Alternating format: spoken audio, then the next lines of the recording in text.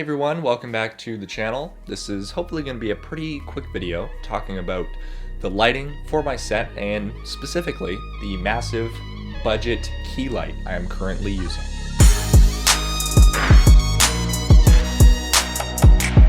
So I am just in vlog mode here for a second, and I've opened some windows just over here so there's a little more light. And here it is, the massive key light I'm using. So this particular softbox that is on here right now is from Neewer. You can actually see that just on the side right there. And this particular one is 120 centimeters across, so that's 1.2 meters, or for my American friends out there, 47 inches, so just short of 4 feet, which is quite large.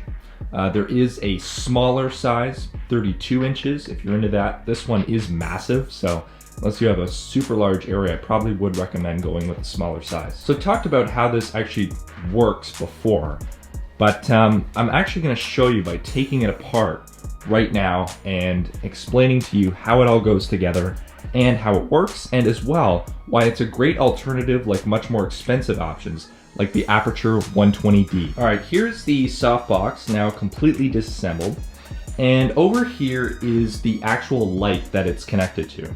So this is actually from Neewer as well. It's their Studio Umbrella lighting kit. Just a basic stand with a single bulb on the top. The only controls are a on and off switch. So that's basically why it's cheap, you know. Aperture lights, they have much more features, but this pretty basic. And then I just have it plugged into an extension cable, which is actually important for another reason we'll get to in a minute. So now that this is disassembled, you can actually see how it works. So in the center, there is a metal rod.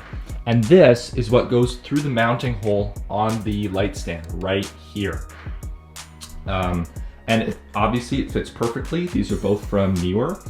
And then what happens is you'll see the bulb is pointed up and actually away from where I'm sitting on set.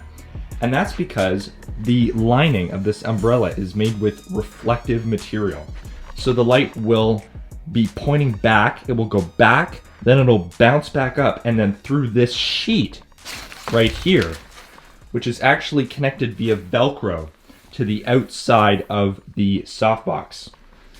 It's quite a nice system. However, this particular one is a huge pain to set up and take down for a number of reasons. The Velcro, big thing.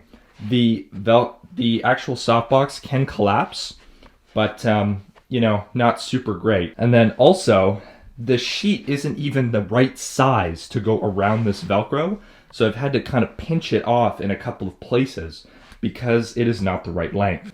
So now I'm going to show you how it goes together. So the first thing to note is that at the bottom there is a zipper, and this is actually where the light goes through. So it's a bit of a juggling act, but what you have to do is you have to fit the light through the zipper hole like that, and then just slowly bring it down, making sure the sheet is in front of the light. Then you have to bring the actual metal rod in and put it down through the gap, and then you just have to adjust the length so it doesn't poke out the front. Otherwise, you know, you're gonna have a couple of problems there. So then what you have to do is you have to tighten it into place as such. So there's just a little thumb screw in here that you just tighten so it's friction mounted. Then what you have to do is you have to put on the Velcro diffuser. So just go into the corners, attach it the best you can. As I mentioned before, you do have to pinch off some of the material because it's not measured out perfectly, but that's usually okay. You just have to kind of think about that as you're mounting it.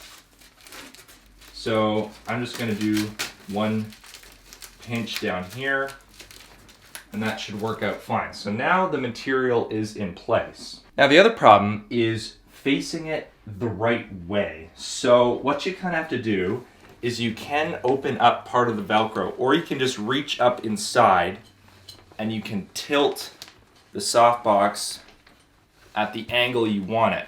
Now there is a restriction to what kind of angles you can use because of the zipper I mentioned at the bottom. So once you have secured the zipper right back here, then the light is in place. Now I find that it's hard to get the exact same mount twice. So now the light is actually angled down a bit more than it was before. And speaking of mounting, that's one of the challenges with this is because it's mounted to the light stand, it's not hanging off something at the back.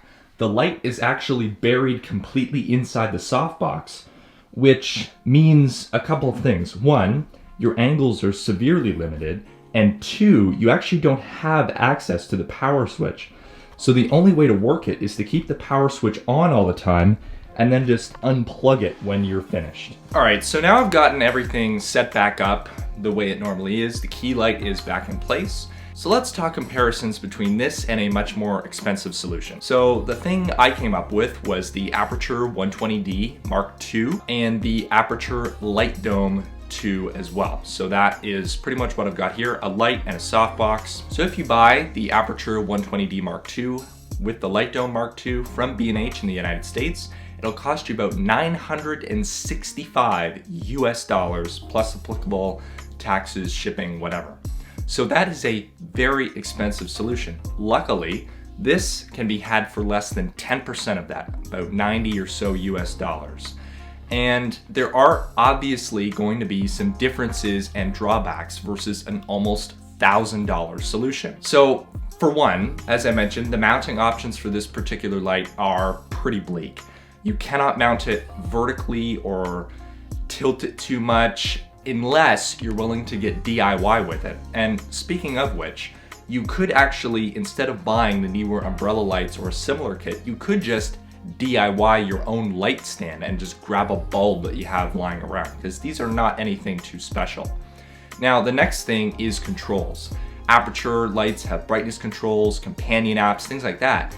And there is just no controls, as I mentioned here, other than the power switch, which you actually lose once you put it inside the softbox. So it's all about unplugging it and plugging it back in. Then the other main thing I've noticed is it's a huge pain to set up, as I mentioned when I was taking it apart and putting it back together.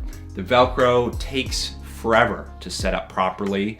The softbox is collapsible, but I really wouldn't recommend bringing this around anywhere. It's more of a stay in one spot kind of solution if you have a studio set like me and you're just kind of filming in one area all the time. So I love this key light. I'm sure it's no secret. It's a huge, diffused, soft light source, and it can light my whole studio on its own, as you can see from the quite well filled in set back here. Couldn't be happier with it, honestly. Great for the price.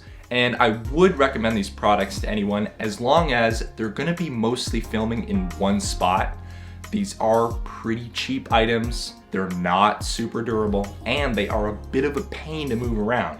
So if you are gonna be picking them up, I recommend you use them for an indoor, pretty much in one spot space. So if you're in the market for some budget lighting and you want to set up a nice studio like I have and you need a great key light, I would definitely recommend this. Links to buy the products that I used to build this will be linked down in the description, Canadian non-affiliate links. That's gonna be it for this video. Make sure to subscribe to the channel for more tech videos and tutorials like this, and also follow me on Twitter at KyleGNew.